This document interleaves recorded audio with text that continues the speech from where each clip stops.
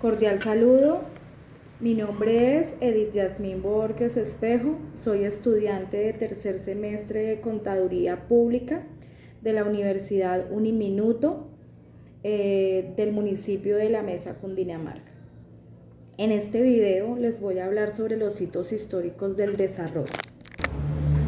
El desarrollo busca el bienestar de una nación, el cual solo se consigue mediante el crecimiento económico, sus inversiones, la urbanización de sus territorios, el acceso a tecnologías, la competitividad de los mercados y la acumulación de capital. Esta ideología de desarrollo se ha venido transformando con el tiempo y empezó con la división del mundo en el siglo XVI entre las metrópolis y las colonias, lo cual conllevó a la segregación de civilizaciones y países bárbaros, denominados así mediante un lenguaje que lo único que ha logrado es confundir y arraigar una perspectiva de cada territorio. Este lenguaje o concepto solo ha buscado hacer una comparación o oposición. Se habla de países desarrollados y subdesarrollados, de países del norte y países del sur, de países bárbaros y civilizados, de países modernos y tradicionales. El primer hito histórico más relevante que encuentro es el Tratado de Tordesillas, que fue celebrado en 1533 entre las monarquías de España y Portugal.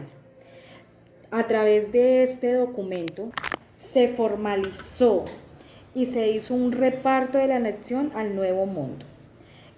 Durante estos periodos de conquista y de colonia, los territorios conquistados se transformaron en periferias de una metrópolis. Una de las condiciones fue que el subdesarrollo de estas colonias tenían que perfeccionarse con el capitalismo monopolista y el auge del imperialismo. Se buscaba que las colonias fueran élites locales que buscaran asemejarse cada vez a las metrópolis, perdiendo de esta forma su identidad y convirtiéndose en una imitación. Se perdió el horizonte genuino y creativo de cada colonización.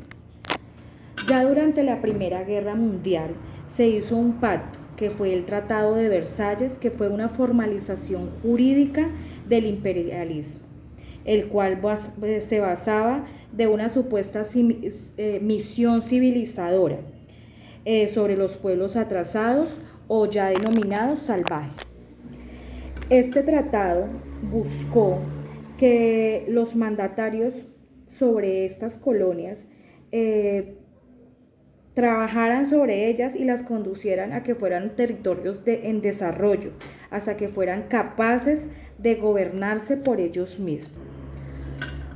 Las características más importantes en este proceso era que ellos lo catalogaban como un proceso natural, un proceso que tenía que tener continuidad y era de carácter temporal y acumulativo, algo que se convertía en un fenómeno irreversible. Con el ascenso nazifascista se desmoronaron los equilibrios de los poderes logrados con el Tratado de Versalles.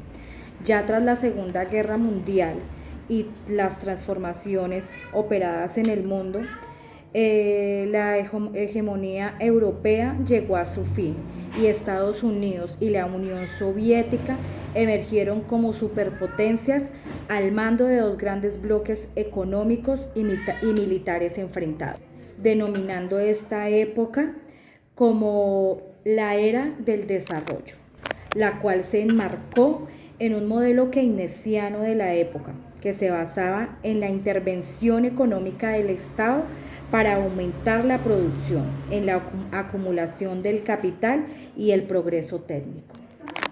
Ya durante la teoría de modernización o teoría de despegue, se hizo parte de la evolución económica, en la cual primaban 5 aspectos, que era una sociedad tradicional la precondición para el despegue hacia un crecimiento autosostenido, el despegue, camino hacia la madurez y etapas de alto consumo masivo. Bueno, las evidencias de la realidad desbaratan la creencia. Esto es algo que podemos evidenciar en la actualidad y el transcurso de toda la historia. Las promesas del desarrollo capitalista siempre han mostrado claramente que son solo una ideología, la cual se ha alimentado solo con los intereses de los países dominantes. Vemos cómo los países superdesarrollados tienen demasiado sobre los países que no son tan desarrollados y que dependen económicamente de ellos. Tanto así que pues la desigualdad en cuanto a salud, educación, tasas de desempleo, de supervivencia y todos los demás, las demás se ven abismalmente evidenciadas en las estadísticas de cada país, mientras que en estos países desarrollados invierten miles de millones en educación, en salud, en bajar las tasas de mortalidad. Acá se gastan en gastos públicos, en pagar deudas externas, en tratar de evitar que estos gigantes se coman económicamente a los países que no están tan capitalizados en la actualidad. Tanto así que vemos que la desigualdad se ha incrementado en muchísimo porcentaje. Los países más ricos del mundo son apenas el 14% de la población mundial y se concentran en la actualidad en el 75% del Producto Interno Bruto mundial. Tanto así que los informes de desarrollo humano preparados por el Programa de las Naciones Unidas para el Desarrollo, que se publican desde el año 1990, comprueban el fracaso de la vía única hacia el desarrollo, promovida en la actualidad por las instituciones económicas globales, como lo son la Organización Mundial del Comercio, el Fondo Monetario Internacional, el Banco Mundial, entre otros. Todos estos datos indican que las recetas en boga de liberación de las economías, estabilidad macroeconómica, privatizaciones y reducción de la intervención estatal no hacen otra cosa distinta que empobrecer cada año a los países periféricos. Todo esto nos ha llevado o nos ha conllevado a un círculo de la escasez. Todo se compra y todo se vende. Son los principios clásicos del liberalismo económico de un Estado no interventor. Esto es un círculo cerrado que está compuesto por 4 fenómenos interrelacionados. El primero es la apropiación privada de todos los recursos que puedan resultar rentables y de la capital, como son mercancías, servicios, propiedad intelectual. Hoy profundizadas por los tratados de libre comercio, que están dispuestos de que nada pueda quedar por fuera del mercado y por tanto todo puede ser apropiado y privatizado por quien tenga el capital. Es decir, quien tenga el dinero tiene el poder y puede privatizar algo que para las demás personas o para las personas del común o que hacen parte de países subdesarrollados son cosas vitales, primarias, de vital importancia y que hacen parte del desarrollo del país. Tanto así que estos bienes y servicios que se privatizan dejan de ser bienes públicos a los que las personas ya no pueden acceder de manera gratuita o el gobierno no está predispuesto ni tiene ningún poder sobre esta privatización. Es así como estos bienes privatizados entran en el círculo de la escasez, es decir, quien tiene el dinero puede acceder a ellos y puede hacer uso de ellos. Los que no, simplemente pues no pueden hacer uso y tienen que conformarse con lo que el Estado les pueda brindar. Bueno, la regla es clara: Quien más acumule capital, mayor capacidad económica, tendrá que apropiarse de más recursos y consolidar monopolios que amplíen el círculo de la escasez. Son las reglas del libre comercio y buscan el aval de los países capitalistas para dominar el mundo. Todo esto ha conllevado muchos aspectos que se han visto afectados en cuanto a la religión y ha conllevado también a violencia.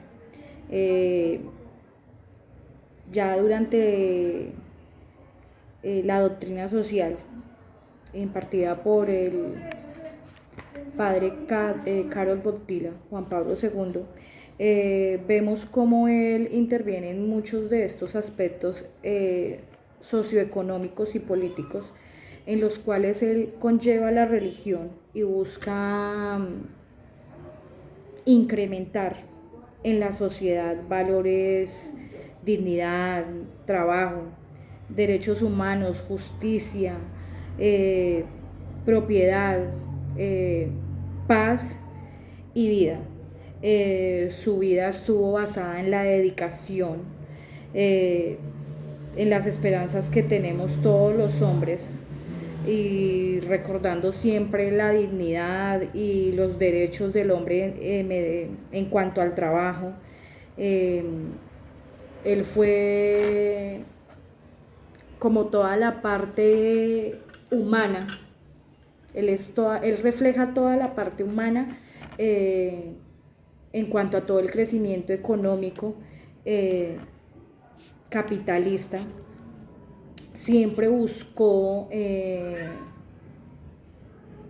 que a pesar de que la economía iba avanzando y los países ya no se encontraban como en un estancamiento, sino iban creciendo económicamente, se reconociera al ser humano y se reconociera al hombre como la parte fundamental de la superación económica, pero también basándose como en los derechos que tiene cada persona, cada ser humano, cada trabajador durante todo este proceso. Tanto así que él se comprometió, la iglesia se comprometió con los derechos de los hombres. Tal vez todo esto conllevó a que se crearan los sindicatos pues, de justicia social que buscan como asegurar el valor justo de un trabajo. También se propició el trabajo a minusválidos, la explotación del trabajo a migrantes, a tener esa misericordia con los demás, algo que vemos en la actualidad, que es algo bastante tedioso y algo que nos está conllevando a que seamos como esos países bárbaros, o sea, en vez de ir hacia adelante, estamos como estancados o vamos hacia atrás, con toda la problemática que se presenta en Venezuela.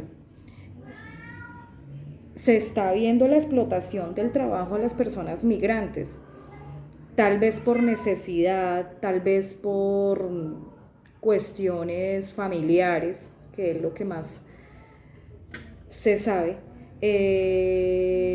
Las personas del país contratan migrantes, contratan personas, en este caso venezolanas, las cuales no tienen derecho a nada de ley, no tienen de cierta forma derechos, son explotados laboralmente.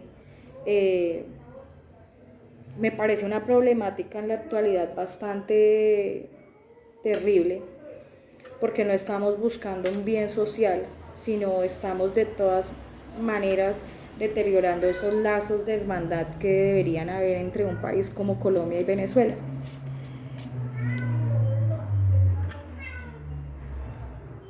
Es difícil de pronto dar conceptos acerca de todo lo que está pasando, porque no estamos exentos de que más adelante nos veamos en la misma situación.